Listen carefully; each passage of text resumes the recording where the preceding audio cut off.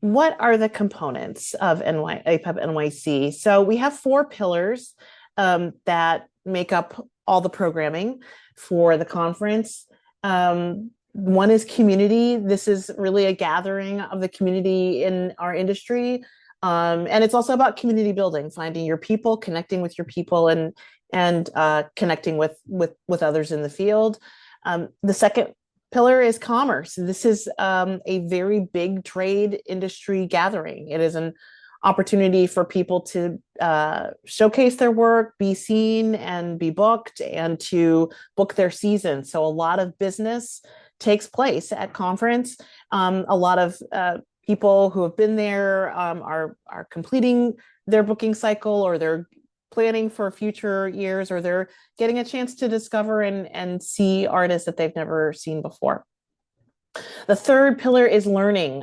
This is an opportunity for everyone in the industry to learn more about the key issues and trends that are happening in our industry and that impact your work, whatever role that you might have in the field. It's to discover and learn more about some new things that are happening, or to also get your business principles under your belt around booking and touring. So there's a lot of learning and plenaries that happen that are great ways for the community to come together and to both nourish themselves, but also discover and learn more about what's happening in the field. And then finally, discovery is the fourth pillar. We really lean in for everyone to discover new connections, artists and agents and managers that they've never worked with. And we encourage that. We like to say that, it's not just about going and reconnecting with the people that you know, but it's a great opportunity to make new friends and make new connections. Next slide, please. So I want to just go through some of the elements that are illustrations of those four pillars. The community pillar is really seen through our networking and affinity groups that we have at conference. There's an affinity group for everybody, based on your role in the field, based on your identity or your interests. And there's lots of great opportunities to network throughout the conference. We have over 1,000 showcases that take place in the Hilton and across the city. And then professional development is the big learning element of the conference. And then EXPO Commons is where we have over 500 booths of self-represented artists and agents and managers and their rosters. And that's where a lot of meetings take place. In addition to those elements, we have some special events that take place, including some artist discovery sessions. Up next is a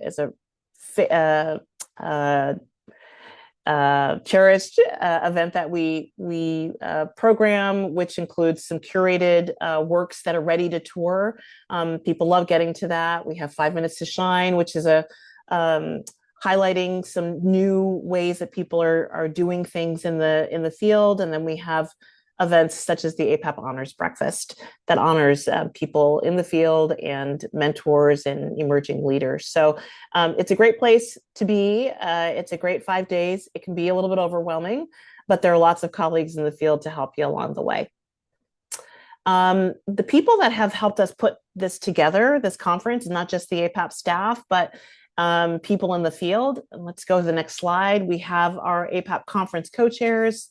You can see them on the screen. We program the conference trying to serve the members of APAP. And so our conference committee and our co-chairs represent various roles in the field, and you can see them here.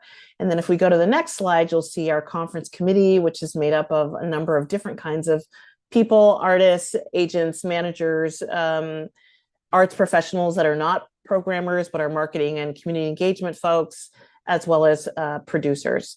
We're very thankful for them. And I think that at least 2 of them are here with us today. One is on our panel today, Chris Kaminsky, and I think I saw Daniel Devlin, who's an agent and manager here as well. So thanks for being here.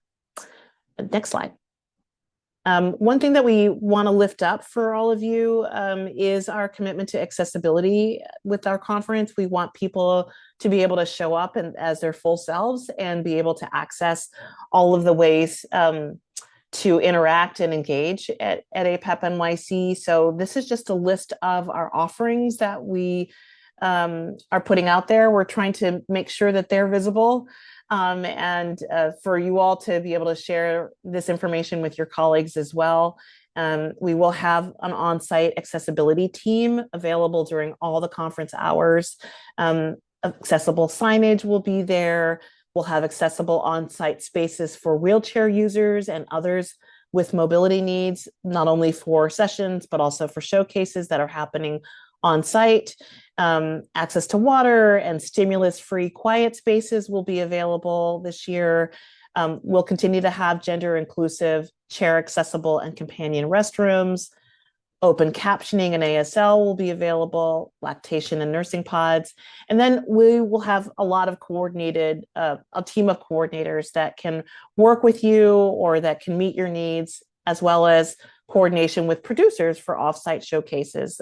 So that's new this year that we're trying to embed some of our accessibility values, not only on site where we have more control, but trying to also engender some of that in our offsite showcases.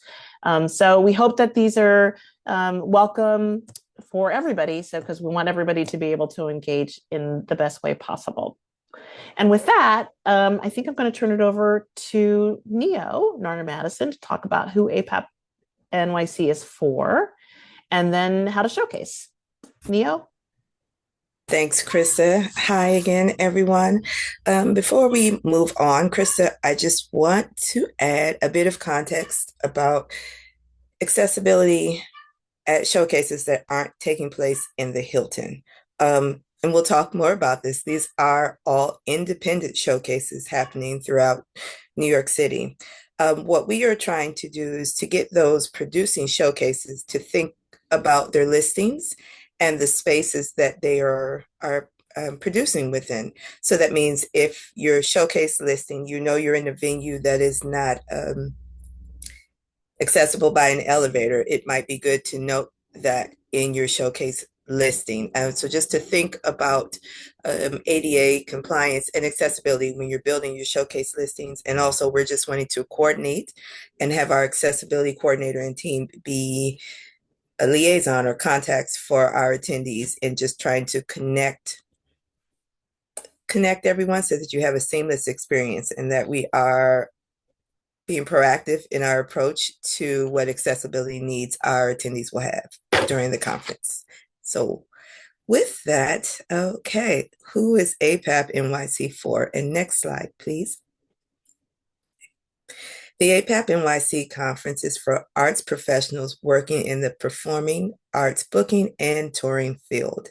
So that is presenters, agent managers, touring artists, producers, and other performing artists professionals in the field. And that can be our venue and operations manager colleagues, our marketing colleagues, and our development colleagues, and others in the field.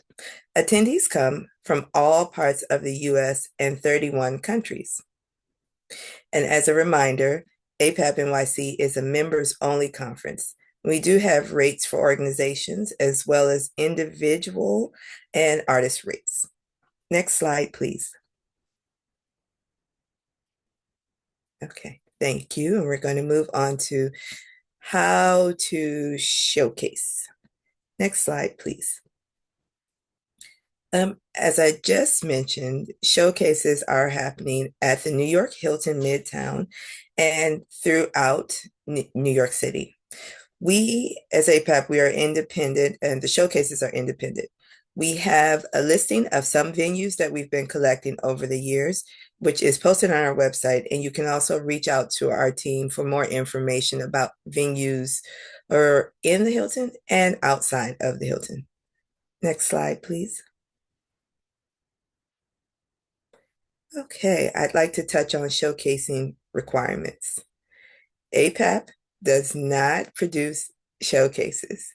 While we have many showcases happening at the Hilton, and it is a key element of our conference, the showcases are independent.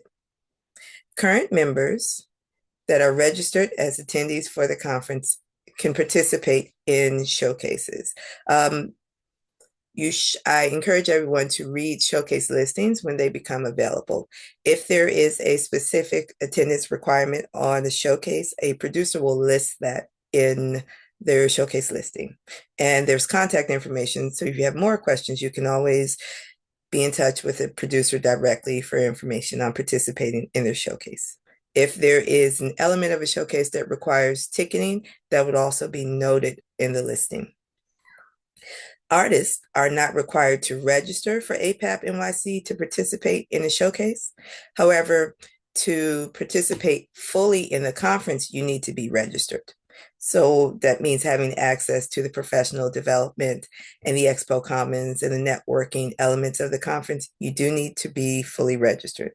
And we do have an artist rate again this year, which is $225. And again, we have artist membership offerings also. Next slide, please.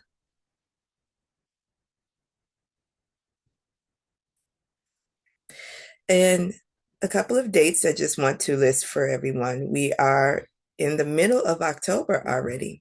The first round of showcase listings will be published on November 1st, which I think is a Friday. Our conference platform will be online, I believe, a soft launch later this week, but officially next week. And as I mentioned, showcase listings, the first round will be published on November 1st. And the deadline to edit your listing will be January 3rd, the week before the conference. Next slide, please. Promoting your showcase at APAP NYC. We have advertising and sponsorship opportunities still available. Here's a screen rendering of the exhibit map. We have digital space for advertising still available, which could be your logo on this map. We also have some on-site branding opportunities that still remain available. And I'll pop in the chat in a moment our sponsorship contact information, but please reach out about additional advertising and sponsorship offerings. And you can also promote your showcase by utilizing the APAP NYC attendee list. This list is sent to registered attendees on a weekly basis, and you can utilize that list to do direct marketing with potential attendees in advance of the conference. And lastly, you can purchase a showcase listing to be included in our digital offering. I don't want to say guide, but it would be in our digital offering, which is on our conference platform. Showcase listings are $10 per listing. You do need to be a registered conference attendee to purchase a listing. Next slide, please.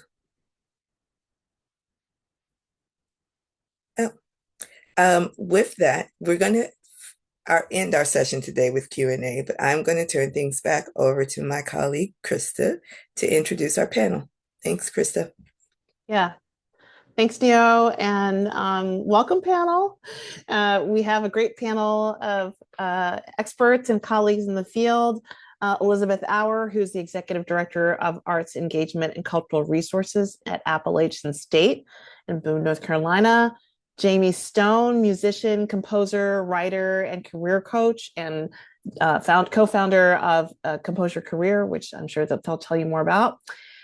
Chris Kaminsky, who is our senior managing partner at ECE Productions and a member of our conference committee, and Crandle Rogers, showcase producer with For Mortals Productions and a former member of our conference committee. So glad to have you all here. I'd love to start with you giving your own introduction briefly, who you are, your involvement in APAP NYC, and how you've used APAP NYC in your role in the field. And so why don't we just do a quick round robin and then we can get into the meat of things. Jamie, would you mind starting? Not at all. Hi, I'm Jamie Stone. I use he, him pronouns. I have been going to APAP for 17 years, and I've been involved on a great many sides. So, my primary activity was a touring artist for about 15 years or so. And so I've showcased many times, both at the Hilton on site and also off site at many venues and festivals.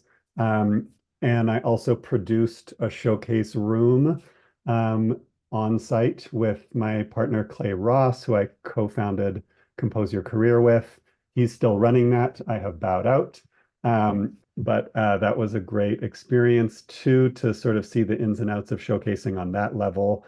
And I also coach artists both through an online course and individually. And so I've helped artists prepare for APAP and figure out what to do after APAP and assess, the worthwhileness of showcasing and how to make the most of it and how to take a long view, which we can talk about later. And I also recently launched a small boutique booking agency. So all sides of all things. So I completely resonate with the community and discovery and learning and commerce, because that's what it's all about. Thanks, Jamie. Elizabeth? Sure. Hi, everyone. My name is Elizabeth Auer. I use she, her pronouns. I'm executive director of arts engagement and cultural resources at Appalachian State University in Boone, North Carolina. I've been coming to APAP since 2001. So many, many years. And as a presenter, attending the conference, it's a multifaceted experience. It's attending the showcases, the professional development sessions, maybe sometimes being a panelist and speaking during the professional development sessions, meeting with art agents, managers, and artists throughout the time of the conference, visiting the common area, either on my own or in set meeting spaces, attending the plenaries, and then really just the opportunity to reconnect with people that I only see once a year or just need that sort of face-to-face interaction. And it's really instrumental in my ability to keep moving forward in the field and get a pulse of what's happening in other areas of the country and internationally, because there is that great presence of over 30 countries that attend the conference. Awesome. Thanks, Elizabeth. Chris or Crandle? Crandle, you go ahead. You're on mute. There we go. My name is Crandle Rogers. I own and run a company called Four Mortals Productions, which is a dedicated showcase production company. I was also an agent for 10 years and also ran a venue in New York City. So I've been on all three sides of it. My primary stuff now is showcase production. I'm also the showcase liaison for APAP. So many of you, some of you I've already spoken to. If you've emailed into APAP asking for information about general showcasing stuff, you will probably get directed to me. I have been attending APAP for, I believe this will be my 28th year. And I have been running showcases, producing showcases for about 24 of that 28 years. And yeah, that's pretty much what I do. I work also with all of the showcase producers on site for kind of coordination between the rooms. So I have a good handle on what is available on site, what size rooms there are. I also know all of the technical specs of every room and that kind of thing. So, and I'm always available to anybody who has questions. There are no dumb questions. There's nothing that's silly to ask. So, my email is available through APAP. I'm happy to give anybody my phone number. You can call, you can email, happy to help with showcase questions at any time. Thanks, Crandle. Hi, I'm Chris Kaminsky. I'm Senior Managing Partner with ECE Touring, a division of East Coast Entertainment. I'm in Richmond, Virginia. I use she, her pronouns. I'm also on the board of NAPAMA, which is North American Performing Arts Managers and Agents. And we'll be rolling off that in January. But it's been great to serve with NAPAMA for the last 6 years. So we interface with APAP through showcasing. We're exhibitors in the hall. We also love meeting with the presenters, the professional development sessions that take place, and have been attending APAP for about 30 years now. Might be a little bit longer than that. I might have lost count. We do showcase on-site at the Hilton as well as off-site. We've done dance showcases off-site at City Center. We also have an artist that showcases at 54 Below, which is Neo mentioned, the venues that need accessibility mentions. That is one, because it's normally a step down theater and they do have accessibility. So I'm just happy to be part of this and happy to answer any questions for artists, agents, or managers or presenters. I'm here for you. Thanks. Thank you. Okay, so this is a rockstar panel. I'm just going to name it because you've got a lot of expertise on this panel from all sides. So thank you so much for sharing your time today. And that also means that you have no question is off the table. Just feel free to put it into the chat, and we'll do our best to facilitate that. So let's just talk about showcases. We know that they play an important role at APAP and in individuals' career and the way that they do their work. I'm wondering what makes a successful showcase. What would you say makes a successful showcase, and how do you make that happen? I'm just going to open it up. Feel free to jump in. I'm raising my hand. I personally have really strong opinions on what makes on everything, but on what makes a successful showcase. I really feel that what the presenter needs in that 15 minutes or 20 minutes, whatever time frame you have, is they need to go out the door after watching you with an understanding of what is the experience that their audience is going to have if they bring you to their venue. It's not about, are you proving that you can play your music? Are you proving that you know how to play your guitar? Are you proving you can sing? I mean, obviously all of that matters, but they need to know what their audience is. How's their audience going to feel when they walk out the door after your show? What kind of heartstrings are you going to pull on their audience? Are you bringing their audience a social or culturally relevant message? Are you bringing their audience a night of dance fun, whatever? The biggest mistake that I see people make with showcasing is that they get caught in a place in their head where they're thinking, I'm doing this thing as part of a business conference. I have to be really business-like, which you do in some elements. I have to be really professional. I have to whatever. And when they get done, they homogenize the hell out of their 15 minutes. And what you wind up with is almost a clinical presentation of what you do. That does not show the presenter anything about what you would be like in their venue. So if you are somebody who plays music and talks to the audience and tells stories, you need to have that element in your showcase. If you have a lot of comedy in your showcase, that needs to be in your showcase. If you're somebody that regularly brings an audience member up on stage, that needs to be in your showcase. We're not in the industry of selling insurance. We're in the industry of selling feelings and creativity and emotion, and that's a successful showcase. I've seen presenters cry in showcases. I have seen them, laugh. I've seen presenters walk out of a showcase saying, I was more moved by that than any full presentation I've seen in, years.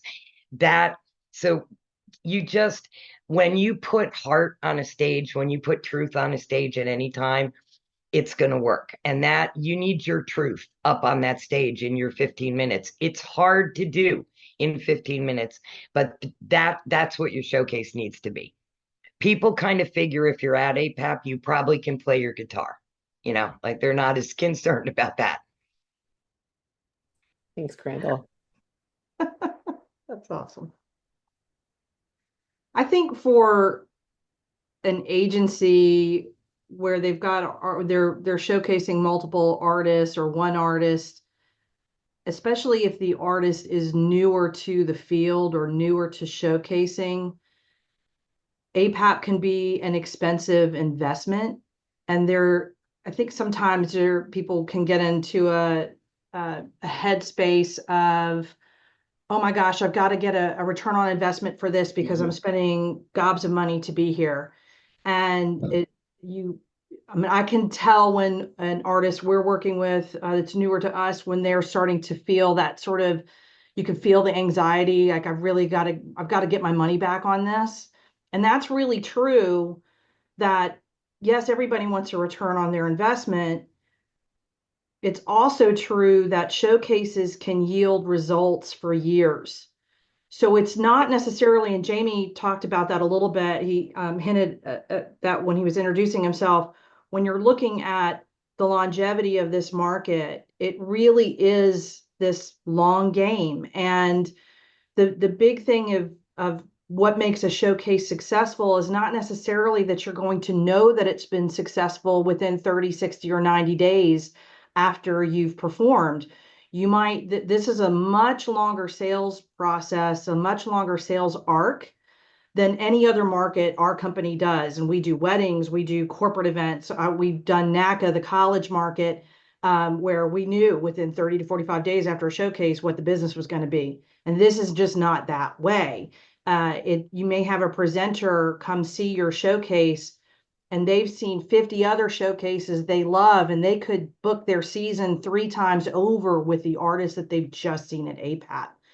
And so you have to sort of keep that perspective that the investment is worth it, whether you get 2 dates off of it, or it's going to culminate in 10 shows down the road that could materialize a year after. That still is paying off that investment. So as Crandle said, putting your best foot forward. I think sometimes we will also caution our artists not to try to do too much in the 15 minutes. There are sometimes you'll see an artist that's maybe they're a tribute band, or maybe they're I don't know, they just try to put so much into 15 minutes that it feels very rushed, and that there isn't enough time in there for the artist to really interact with the audience, and where the presenter really gets a true feel of what your show would be like in a true 90-minute performance. And so really think about what is the best piece of that for you. And then also understand that it is a long game, and that it's always going to be best for you to put your best foot forward on that. The other piece that I would also mention that I think leads into having a good audience or a good number of people at your showcase is how you reach out to presenters in advance. And of course, APAP is sending out the attendee list, and the presenters are gracious enough to say, I'm multidisciplinary, or I present dance, or I present classical, or I present jazz. If you are an illusionist and you research that presenter and you see that they don't present illusion, they might not be the best person for you to contact. It might not be the best person to contact if all they present is classical music and you're an illusionist. Please don't fill up their inbox and their email with information on something that they don't present. So you really have to do your research on who books what you do. It's such a key thing, and I know it's time consuming to do it, but it really, really helps to curate, and you can personally invite those presenters who book the kinds of shows that you actually are doing, to invite them out to come to see you, either email or a phone call or a piece of direct mail, because their inboxes are flooded with emails on showcases. And I also recommend not e-blasting out to all the other agencies that are coming to the conference, because they don't necessarily need to come to your showcase.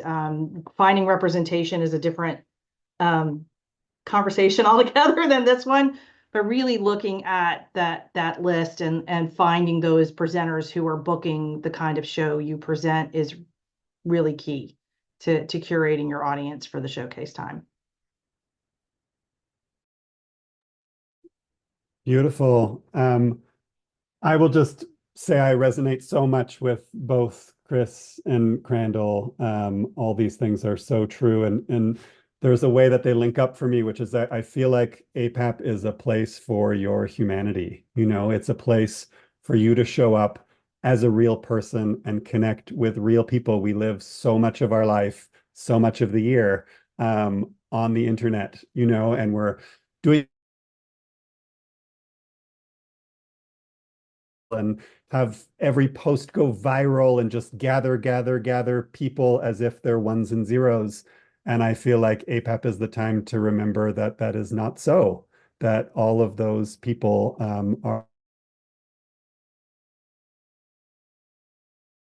And so you need to be really prepared for that. And so I think that is exactly what Crandle is saying in terms of even if you have 15 minutes, even if it seems like a lot of pressure, even if it seems like a clinical environment, you need to find a way to like overcome all those odds and really present your artistry as deeply and humanly as you can. And that is actually what's going to move the needle. And I completely agree and just want to underscore what Chris was saying about longevity. You know, I know an artist that spent $1,500 on a showcase and 4 people came and she was profoundly disappointed and got a 4-figure gig out of it. And I, you know, spent 10 years trying to get the Savannah Music Festival to pay attention to my band. And after 10 years of pitching them and inviting them on and on and on, we finally played the festival, sold out every show. It was amazing. And it was worth the wait. And honestly, I was glad that we played 10 years later because we were 10 years better. So, you know, I again totally understand we all have, you know, rent to pay and, you know, things that we just like need to get done and fulfilled in the interim while we're investing. But this is a long game. And that's one of the beauties of it. Also, I'm even seeing here, you know, in all the little Zoom panels, people I've known for a really long time here. And so there is a beauty of showing up year after year and doing your thing and meeting people. And a lot of the people that are dedicated to their art or to this art form on every side, whether they're agents or presenters or artists, you know, everybody is here for a similar reason. And sticking around and showing up and being kind and connecting with people is also like magic because people stick around. And so they will remember you and they will remember those conversations and they will remember the time where, oh, they loved your music, but they just didn't think you were ready for their 1,200 seat theater. And by golly, they're right, actually. Like you wouldn't have wanted to get that gig and have 100 people show up and disappoint yourself and everybody else and then never play there again. So I'll just sum it up that I think like this, even right now, the diversity of voices here is so helpful just to understand that whatever you do, you are part of a larger ecosystem. And the more you understand that ecosystem, the better participant you can be. Yeah. Great. And so I bring the presenter perspective to this. So it's kind of seeing it from that other side. So you get in the head of who you're trying to appeal to. So recognizing that you will be dealing with people who have 50 seat spaces, 100 seat spaces, 2,500 seat spaces. So it may seem like you might just get 4 people at your showcase. That's okay. You have 4 people at your showcase who hear you. I want to give you a heads up that presenters are horrible audience members. Always have been, always will be. We may be distracted. There's so many things that are happening during the conference. So when you're showcasing, and if you see people getting up, it's okay. It's sometimes there's so many showcases that are going on too. We just want to go in and as it was mentioned by all three of them, it's really just to get a snapshot. Can you do what we are looking for? So with that being said, make sure you use your time wisely. I've seen artists get up there and they complain about its tech and its sound, and there's sound bleeding through. And if you really knew, trust me, we know good and bad. Um, it helps to be upbeat. You might be great at ballads. This is not the time probably to use that effort. Really showcase who you are. That's what we're looking for. I have had artists that I have booked. I just needed a place to sit down, and I sat through their showcase and said, "Wow, this is really amazing," and booked a date from that. Do you also want to mention you will probably most likely not get an instant response. You may have somebody come up to you. I think in 20 some odd years of doing this, I've only gone up to somebody once right afterwards because I didn't have someplace else to go. I say this for two reasons. One is that it doesn't just end there. It's again that sort of long game, but also you represent yourself not just when you're standing on stage, but when somebody sees you in the lobby.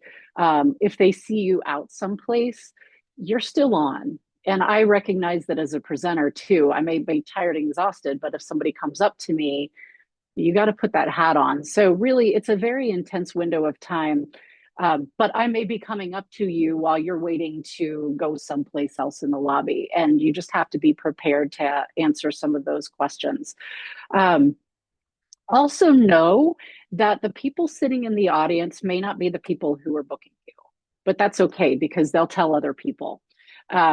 I have other staff members that come in to see. I might have board members that are in New York. I might have friends that are coming in, and I'll say, "Hey, can you go listen to this?" Because really, what we're looking for is, are you right for our market? Are you right for our audience? And so it's not a matter of they're good, they're bad.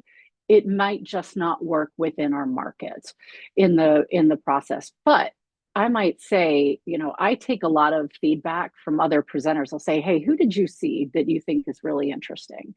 So there's that cross pollination across presenters. We talk to each other. And so I might go up to somebody and say, "Hey, I just went to the showcase last night. They're not right for my market, but do you have a 100-seat venue and do you do this? You should really look into them." That being said, please make sure your information is up to date on Swapcard, Facebook, Instagram, your web pages. Not everything happens in that snippet of when you have a showcase. I'm doing some research before, I'm also doing it afterwards, and I want to make sure that I can reach you in the best way possible. That is much a visual representation of who you are. If I see you haven't had a post in 2 years, and that's the only way to reach you, I can't tell you how many dead websites there are. Super not helpful. I will say once again, and how important it is, this is a long game. Just as Jamie was trying to get on with Savannah Music Festival, I had artists I would talk to, and it just wasn't the right time because we're trying to fit it in within the overall ecosystem of being a multidisciplinary presenter. But all of a sudden, 8 years later, I might call up somebody and say, "Hey, do you have January 27th?" And they say, "Yes." Awesome. They have a date. So it's that longer term, and it's not to deter you from booking a showcase, but it doesn't always happen in 1 year. Yes, it's expensive, but there's a lot of things happening. And so you want to make sure that there is an impression for good reasons. And sometimes we have to see you or hear you more than once before that engagement happens. Some people are looking for something 4 months from now. Others might be looking for 3 or 4 years from now. So there's not an immediate return on the investment, but it is there if you can do it properly. Just to also stress, I think what Chris had said, please, please, please spend the time. If you want bookings, spend the time researching who you are targeting your messages to. Again, do not send to agents inviting them to come to your showcase. Be reaching out to the presenters that fit within within who your target market is. We'll also say you probably aren't going to hear back from somebody I keep all my emails when they start flooding in. I keep a separate inbox folder. And when I have time, I'll then go through them to look at the schedule. And so and I'm not necessarily responding to people to say, yes, I'll come to the showcase or no, I won't.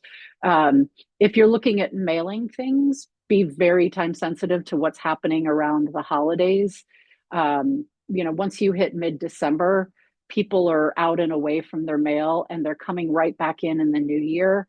And it just becomes spam in the mail, and you've spent a lot of money that could be better spent by sending something electronically or leaving a phone call. So just please be very aware of that. And that's kind of the presenter perspective.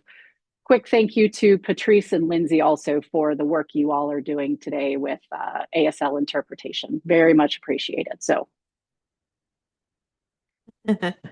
Thank you all. Wow, there were some really amazing gems there and reminders about preparation and curation and humanity and long games. So I hope that you picked up on those.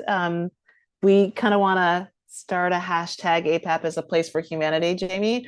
So thank you for that. Which we want to lean into as well. That's just a key thing. Crandle, do you have your hand up? Yeah. So, oh, there you go. Elizabeth just touched on this. I just wanted to underscore this a little bit more. I would like to have you in your heads expand your thought of a showcase. Let's think about your performance as 15 minutes. Let's think about your showcase as 5 days. Okay, so you're going to get up and perform your art for 15 minutes, but trust me, you are showcasing from the moment you walk in the door of the Hilton until the moment you walk out. Most of the people at the Hilton in New York during this time period are APAP. You don't know who's in your coffee line. You don't know who's in your elevator. You don't know who's standing around the lobby. I know there are moments that can be stressful. There are things that can be hard. There's the life of an artist, which also can be hard. Don't stand in the coffee line complaining about something that happened to you the night before in your showcase. Don't, and I've heard this done so many times, don't stand in the lobby talking to another artist and be like, oh my God, that exhibit hall's awful. I'm going, like nobody's coming to talk to me. And these people are so rude when I try to talk to them, whatever. Just don't do it. You're showcasing from the moment you walk in the door. And you don't know who could be the person behind you. Maybe the person behind you is that one venue that you were really hoping to get, and they just heard you say something super negative. And then you have a little meeting set up with them, and you come face to face, and you're like, oh God, you're that person I just said that thing to. Like, so just keep that in your minds, and the long game thing too. And also keep in your minds that, and I try to say this to everybody I talk to, because showcasing is a really demoralizing thing for an artist, or can be. It can be a really hard thing for an artist. I'd much rather be me than you, who have to pay money, give up all control, and then get up on stage and be like, oh, please like me enough to buy me. It's like, worst case scenario. But when you see somebody run in and they stand in the back, and you can see them because you're not in a theater, you're not blinded by the light, you can see them, and they watch for 3 minutes or 4 minutes and then they leave. It's really hard to be that person on the stage, not being like, oh my God, everybody's leaving.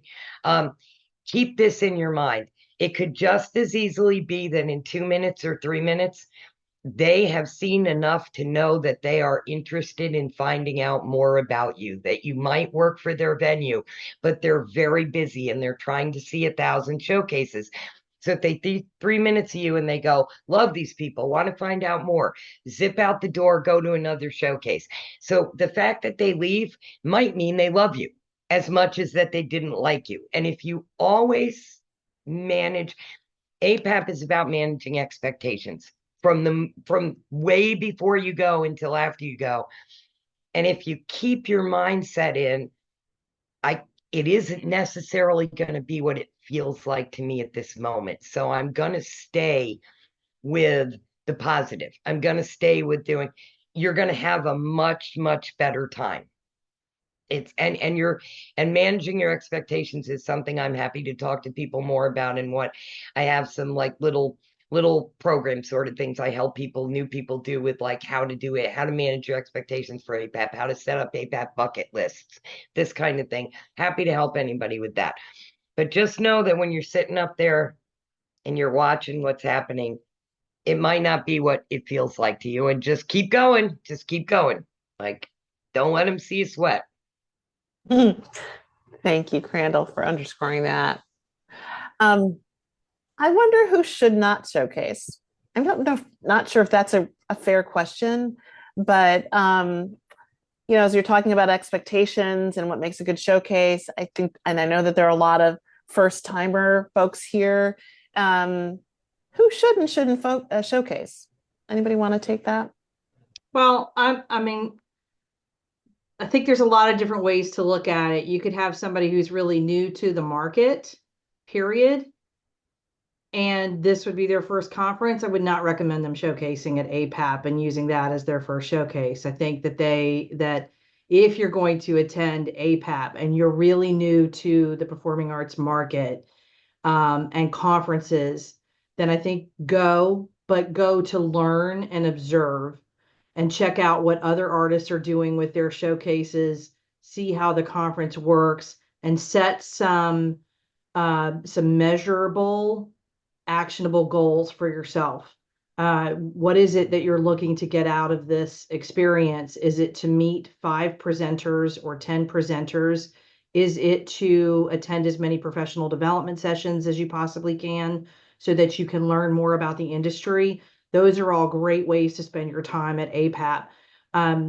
If you really are new to this field, new to the performing arts, new to going out into theaters, new to conferencing, you are better off, I believe, starting to showcase at a conference that is closer to your home base, where maybe the expense of getting there is less for you, and you have the ability to start working in your geographic territory that's within 6-8 hours of where you live, and build on those relationships, build up your book of business with them, get some great presenter responses, feedback from them. I've had artists that were completely new to the industry, and we had presenters take a chance on them because they knew us or they liked the artist. And it was a real collaborative thing. And we got great feedback on what the artist can do to improve for other presenters down the road. And that was a fantastic collaboration and partnership. Once you've gone to a conference or two, maybe a smaller regional or a state consortium and one of their conferences, and you're ready to showcase at APAP, then you've already got some tools and knowledge and experience under your belt to come in and really make the most of that investment. So for me, I would not recommend a brand new artist who's new to the field and never been to APAP before to necessarily showcase that APAP would be my first showcase. I wouldn't recommend that personally. That's our take on it. I would also add in there too, if someone was to ask you, can you send a tech writer, and you don't know what a tech writer is, that's a really good way, because it means just because you're good at performing doesn't mean you'd be good on the road. Now, we've helped artists build tech writers and so on and so forth, but really you have to make sure you'd be ready to go on the road at that time. If someone said, hey, so do you have that infrastructure within you? Again, and just to kind of balance with all of this, is it's not at APAP that you have to have everything ready, your marketing kit and your tech writer and. But that is what will come later from a presenter. We're going to ask to see that because we want to know, are there any surprises in the writer? What would we be looking at for your technical needs? What do your marketing materials? Because that will make or break the ability to book you. If we know it's good, but if we can't sell tickets to it because the materials aren't strong, then we would most likely choose to wait if it's an artist that we're committed to. Otherwise, we would just move on to somebody else. So if you are not prepared to go on the road, I would not think that this is the right time for you to showcase. I agree 100%, and I would expand that. Not only do you need a tech writer, but you need a really well-written bio, really good press photos that are ready to be on the front cover of a program, or a poster at a venue, or a digital billboard. Your website needs to be up to date and modern and functional. All of the marketing materials and all the things that have been, my rule of thumb is essentially that everything that a venue would need to book you and then print their program within 24 hours should be ready and available before you are showcasing. Because a great showcase, if you follow up and you just don't have any of that together, then it's just not really possible for them to do, and it becomes a waste of your effort. So I would say really get all your ducks in a row, your pitch, your story angles, all of the things that you need. And this could also, if you do social media, could include, a happening, whatever that is for you, social media presence. Again, performance videos are going to be the number one thing that people are going to be using to promote, to be trying to get press, all of those things. And I'll tell you just from experience, I've been mentoring artists at APAP for many years, and I've actually been fairly shocked to see people who have invested in a showcase and invested in attending APAP who don't have some very basic things together on that level. And so, yeah, I would say that those are all essential things to have happening before you showcase.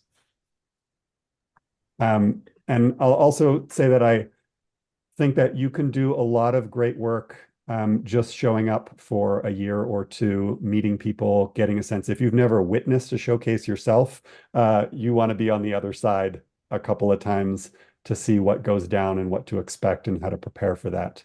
And the last thing I'll add is I think that, being really collaborative and curious when you're meeting people.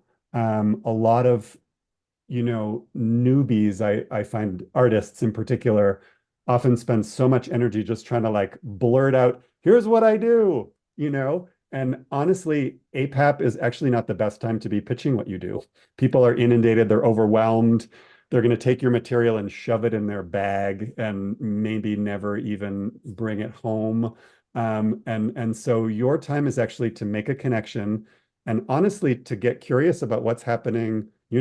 Tell me about your agency. I would love to hear more about what's happening in North Carolina these days. Are you even, is your season changed? Do you have a different theme? Are you doing smaller shows? Or, are there site-specific things? Like, what's the theme of a festival? Like, some of the greatest information you can get is, oh, hey, what is your theme at the festival for the next couple of years? And they might go, well, in 2027, we're focusing on X. And you could go like, bingo, that's actually what I'm going to need for a pitch that's a perfect fit for this new project. And maybe I'll prepare a pitch over the next couple months and think about that. So really getting more granular and site specific about your pitches will also help you stand out because you understand what other people are doing and how you might fit into that.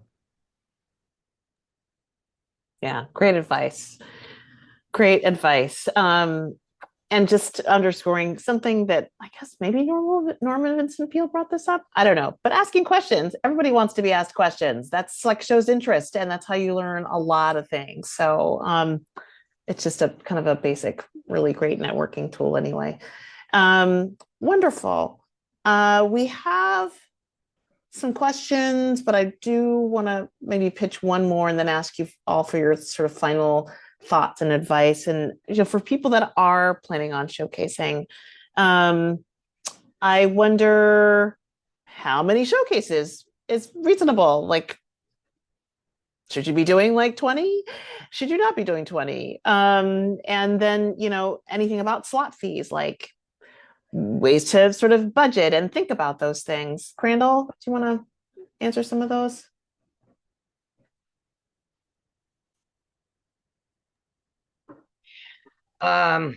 So slot fees. At the moment, we can give a historic overview of your range in the building. Okay, so this, and I'm only talking about on-site showcasing right now, not off-site. If you wanted to start with our smallest room, lowest production values, and the dollars that I'm quoting are prices from historic last year, the year before. None of the showcase producers, for the most part, have set a slot price for this year, 100%, yet. But if you want to start with the lowest, low tech, no tech room and go up to the most expensive showcase in the building, which is not in the highest production room, but the lowest to highest, you're looking at somewhere in the neighborhood of $700 for a 15-minute slot up to about $3,000 for a 15-minute slot. If you wanted to take an average size room, either our smaller or medium rooms, and you wanted to get an idea of an average, I would say if your mind is thinking in the neighborhood of 1,300 at 1,350 to 1,650 or somewhere in there, that's probably going to cover a 15-minute slot in a small or medium room. That is, for the most part, with most producers, an inclusive price. Okay. In some rooms, you might get every piece of equipment you need. Some rooms might say, oh, you need that specific keyboard, you bring your own. But when you pay that slot fee, there is not like then extra money for the backline, extra money for this, extra money for that. It's an inclusive price that buys you your slot and gets you into your room. So that kind of addresses slot fees. Finding a showcase room that's right for you is something that involves some steps, and talking to different people. The different rooms kind of have different vibes, and for the most part, the rooms are not genre specific or type of show specific, although there are a couple of rooms that maybe for one night are all jazz, or maybe one room that might be all theater, or something like that. But for the most part, all of the rooms have a little bit of everything, and they kind of have their own vibe, which is a little different room to room. What was the other thing you asked, Krista, besides money? How many showcases should people be doing? All right. Again, this is a personal opinion of mine, but I think I think most people would back me up on this. It's a very personal decision. It's based on your resources. And by resources, I don't just mean money. I also mean your mental and emotional resources. There are some people for whom showcasing is very stressful. And maybe they want that to be in their headspace one day of the conference once, but they want the other 3 days to absorb and network and learn and feel not weighted down by, oh my God, I have a showcase tonight. I think probably the most effective way of showcasing, if your resources allow you to do it, is to do 2 showcases if you can do them on 2 different nights. You do one, some buzz starts, some people saw it, they liked it, they thought it was really cool. As Elizabeth said, I saw it. It's not going to work in my venue, but I know my friend Mary Jane, who has a venue 2 states away. It's like the perfect show for her. So I'm going to tell Mary Jane, I saw the showcase last night. It's definitely something you want to do, look at. Or they're talking in the coffee line or something, and buzz starts about it. Then the presenters who hear the buzz go and look it up on the app. Well, not in our book. We don't have a book anymore, but in the app. And they're like, oh, bummer, I missed it. Or they're like, oh, that person has another showcase tonight. I'm definitely going to catch that. So I think it's a personal choice, and there is certainly nothing wrong with doing one showcase. It's not a bad thing to do. But if you have the ability to do those 2 and create some buzz, then do that second one. It's generally a system that works pretty well. And Great. To add to what Crandle just said, we have one of our artists offers multiple shows every season. So there was one year where they did their sort of best of show, and then they had a second showcase that featured a more female-centric production they do. And it was great because they were able to sort of utilize almost the entire same cast, which helped with their overhead, but be able to showcase two different productions. So that worked really well. That same artist has also done two best of showcases, and if something didn't hit in the first showcase, they were able to readjust for the second showcase, which was great. That was and that's fantastic to be able to utilize that. And so if you can do two, that's what we recommend, but it's not always feasible. It's also about what you bring to the market. Like I'm working with somebody now who's going to showcase multiple times, but if you're an act that's scalable, right? So at APAP, you're going to have a 300 seat buyer, you're going to have a 1,500 seat buyer, you're going to have a 600 seat buyer. If your act is scalable, so if you can do that act with two people, two vocalists and a piano player, and it's really appropriate for a 300 seat venue, you also can do that act with a 7-piece band, that a full band with horns and whatever, that is really appropriate for a 1,200 seat venue. There is something to be said for doing one showcase and saying, we are scalable. This is our smaller version. We will be doing a full 7-piece showcase tomorrow night in whatever room. So if you kind of, for the moment, a little bit of a moment when you're thinking about showcasing, do the horrible Alexander's Terrible Day thing and think of yourself as a product. And be a product for a moment and think about who that product is sellable to and what need it fits. Do you see two showcases in there? Like, do you see two distinct showcases that could sell two different parts of you? That's a consideration to take in too in thinking about that. Thanks. Elizabeth or Jamie, anything you want to lift up? Yeah, I would say that as a presenter, I appreciate when there's more than one option, especially if one's at like 4:15 in the afternoon that I know I'm not going to be able to make. But I know that there's one at say 11 p.m. or 7 p.m. that I can. It's not a turnoff to say, oh well, they're showcasing a bunch, so I can eventually catch them. It gives more opportunities to book those in. And just one other point that I think is really important is if you're spending the money to showcase, spend the money to be there and participate in APAP. Because the more that people see you, I may not know your name because I went to your showcase. I don't know your name or I don't know your band's name, but I then see you at a plenary session or I see you just anywhere around. It keeps that point going because otherwise I went to your showcases. I went to 7 more right after yours and it goes away when you're on a flight at 6 a.m. the next morning. So really it's the entire investment, not just thinking that showcasing is going to get you in front of people and you can step away at that time. So really invest in the conference at your full level that you're able to. Yeah, that's great. I mean, I would say in general, if everything is ready to go and you feel like you've got a new project and the music is happening and this is your time to showcase, I think as many showcase spots as you can afford. Also, there is the opportunity we haven't talked about to showcase outside of the hotel.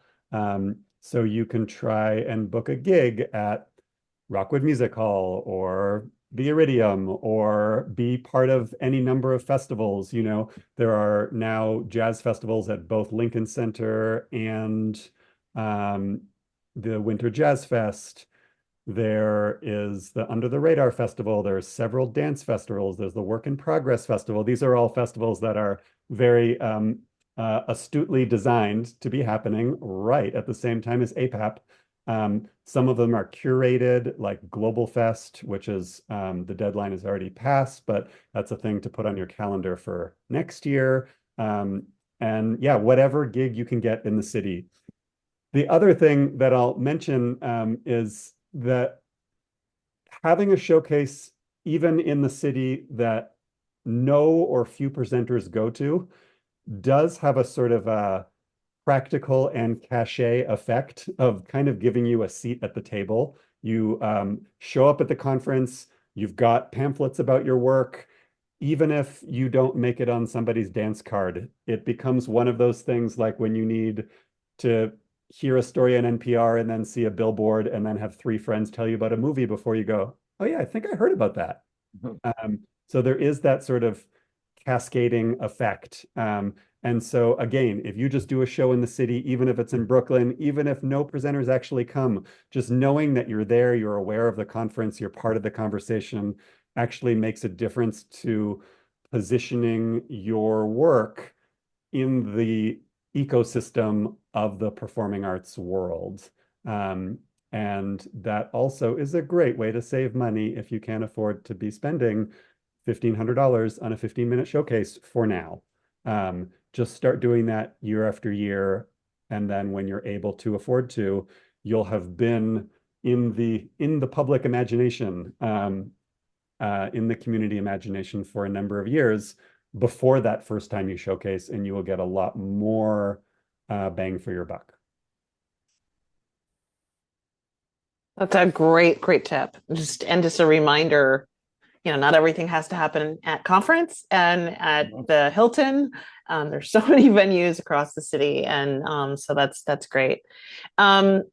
I think I'd like to ask you to make some final comments. If there's anything that you want to share as final tips or thoughts or advice for folks that are first timers at APAP, or showcasing that you haven't actually covered, and then we can just open it up for questions. I know we've answered a lot, so thank you for panel for answering those in the chat, but just want to give folks final options for sharing final thoughts. I want to say something about showcase listings.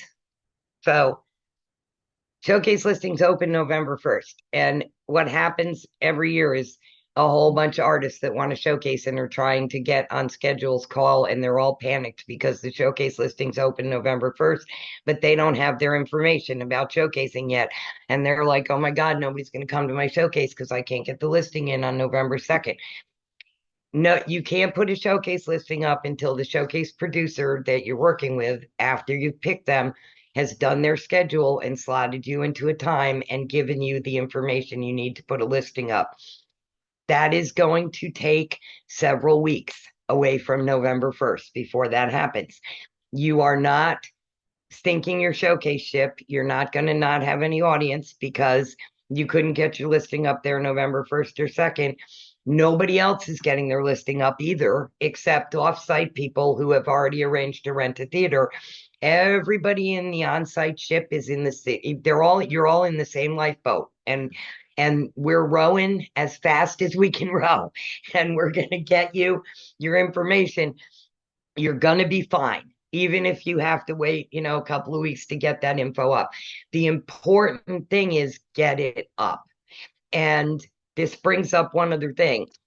While you do not have to be registered as an artist to do a showcase to do a showcase, if you are a self-represented artist who is not going to be represented on the exhibit hall floor by your agent, and you are showcasing, if you do not do that artist registration, you will not have an ability to purchase a showcase listing.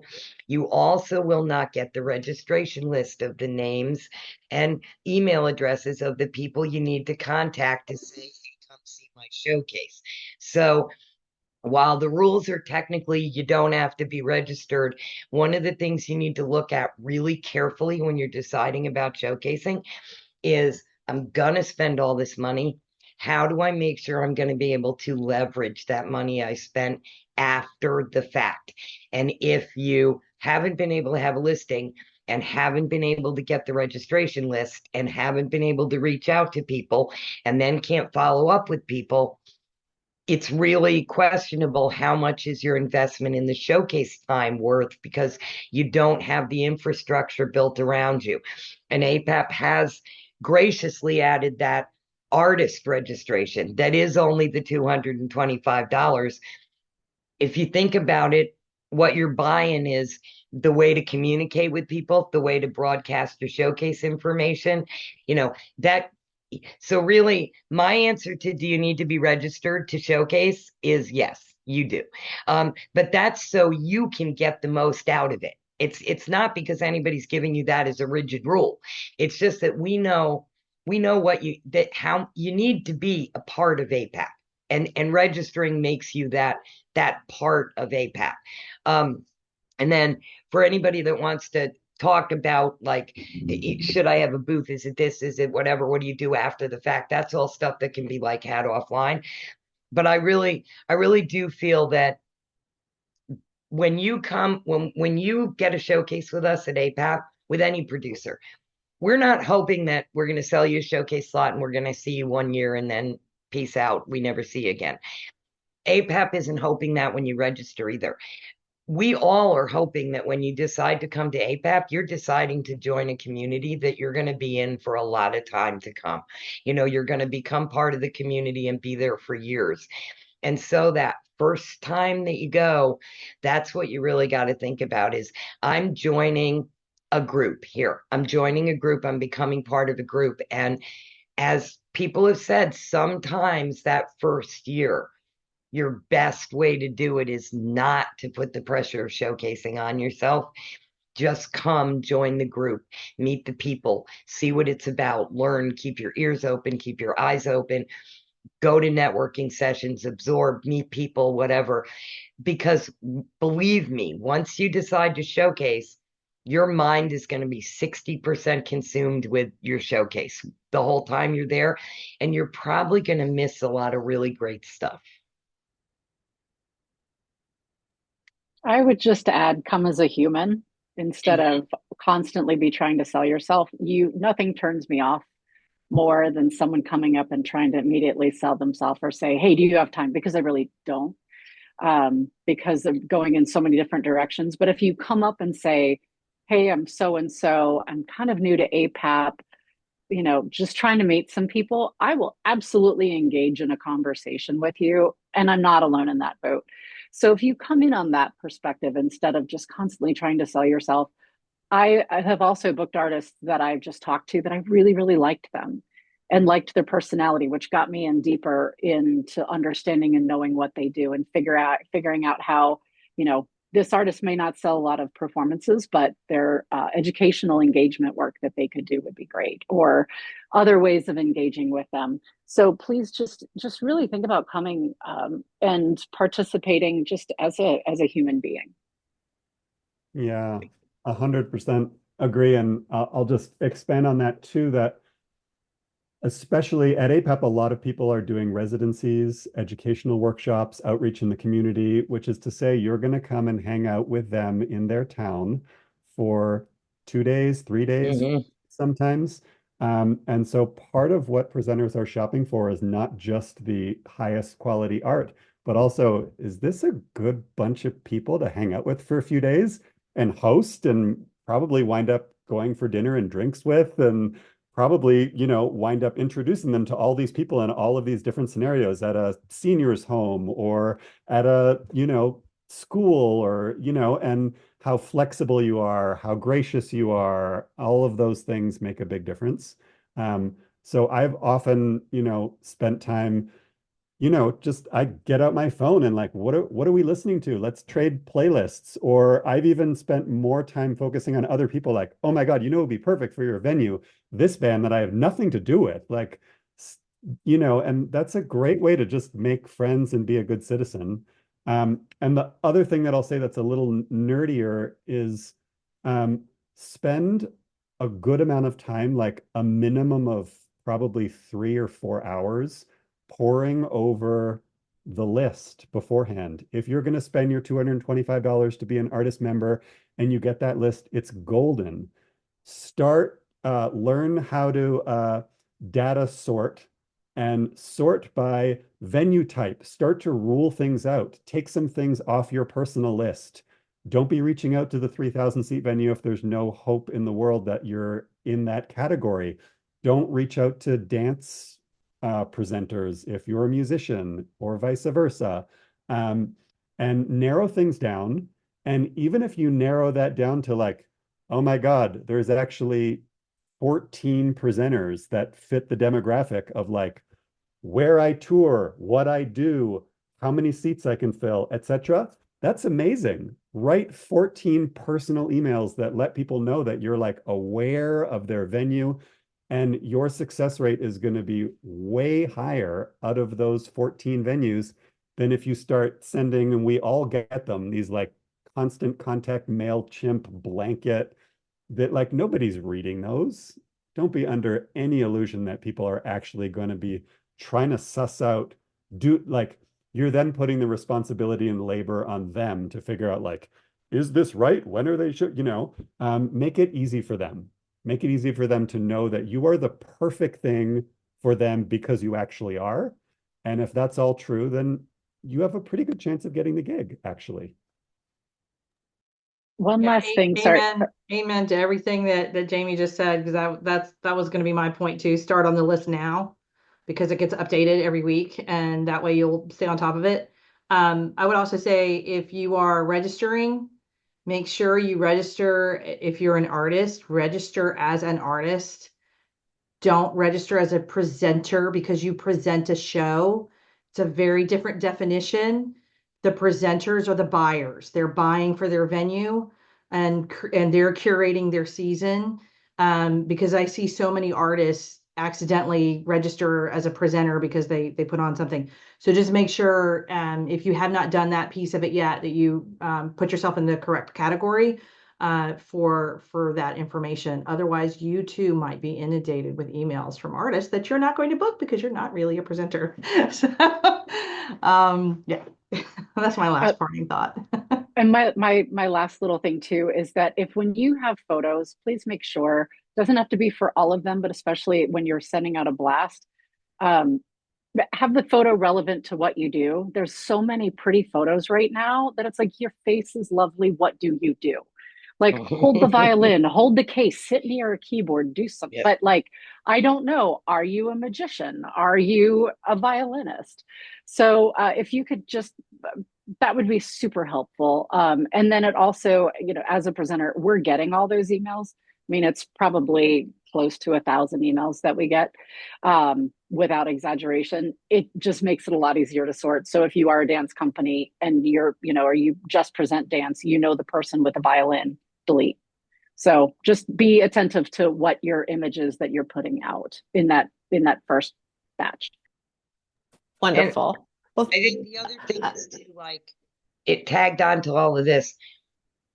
There might be 3,000, there might be 1,500 buyers at APAP, but that doesn't matter. None of that matters. How many buyers are there for you? How many are your buyer? And the thing is it's you or your agent's responsibility to figure out how many of them are for you. Because if you start with 1,500, maybe once you do that research, you go and look, you whittle things down, you whatever. Now maybe you find, okay, this is where you build your bucket list, your APAP bucket list. For me, there's 50 dream buyers. These are my dream buyers. Because the thing is, if you go to APAP and you're like, there's 1,500 buyers and I'm going to get 700 people at my showcase and I'm going to book 500 gigs, you're going home so disappointed and so disillusioned. You're not coming back to be part of our community again, because you're just going home feeling like crap. That's it. You just feel bad. If you do all that pre-stuff, and if you're going in with like, this is my list of 40 people, and these are my dream buyers from APAP, and you actually meet and get to open conversations with 20 of them, when you go home, you're like, I'm at 50% of my goal. This is awesome. I did I really achieved something at APAP. So then that how are you going to feel when you go home is directly connected to what are you expecting when you go in. Like, because honestly, it's like nobody's going to get 1,500 buyers or 1,000 buyers or whatever. It's okay. It's okay if there's only 40 for you. It's okay if you make a small, manageable list. That means you can write personal emails. It means you can research their venues. It means when you go to them with that personal email, you can say, I was looking at your last year's schedule and I saw that you had, the Amazing Chimps. And if your audience liked the Amazing Chimps, they would really like us because, we actually did a co-recording with them 6 months ago or whatever. You can find a commonality between you and that venue that you can reference in the email. And then the venue person, the buyer, is saying, wow, these people know they did their homework. They know something about me. They cared enough to check out my venue. It makes you a lot more attractive to them, in addition to making it less chance that you're going to go home totally depressed. Thank you, Crandle. Thank you, Elizabeth. Thank you, Chris. Thank you, Jamie. We have a couple of minutes left. Thank you to everyone that's been asking great questions in the chat. Thank you to Roman for always making an appearance. My apologies. I would like to ask if there are any questions that we have before we close. Quincy, you've been asking some really great questions in the chat. Is there anything you want to lift up now? Not really. I mean, I appreciate everything that y'all offered. This was so helpful. I've been producing showcases for dance artists since 2018, and it seems like everything changes year to year. So it's cool to hear where we're at right now. Thanks for your answers. Great, thank you. Are there any final questions for us?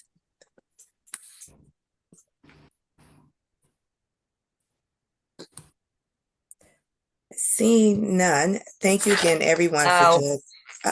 Okay. The list yes, is it's in the chat. So once thank you. Once all the nuts and bolts are in a row, which we hope is going to be pretty quick, there will be a list of showcase producers that is absolutely current to the moment, like with contact info and whatever, that will go out to you, and that will allow you to contact all of those producers. If you email into APAP or and say that you're interested in finding out about showcasing at APAP, they will forward your email to me. I will put you on the list to make sure that you receive the list of producers when it goes out. And then it's basically, you just look through, and some things are really easy. If you're somebody who has 22 pieces in your band and you have to have in-ear monitors, there's one room in the building for you.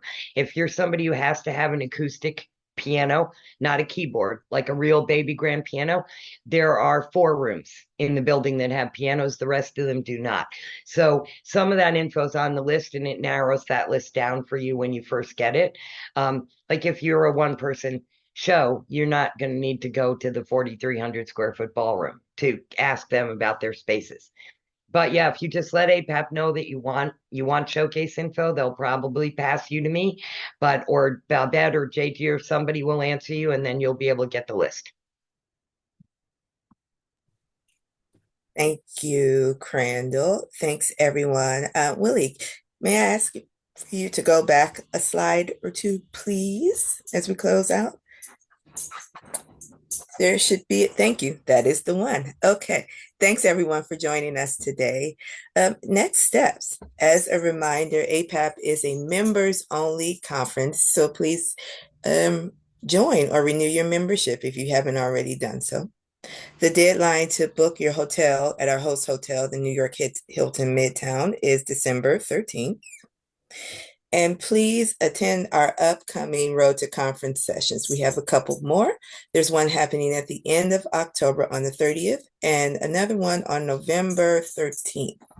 And please join us for office hours. Our next APAP office hours will be Tuesday, October 22nd from 2 to 3 p.m., which is next Tuesday. And I believe it was popped in the chat, but please fill out our survey for today's session. And thank you so much for joining us, everyone. And we will see you very soon. Thank you. Bye, everybody. Bye, everybody. Thank you so much. Bye. Thank you.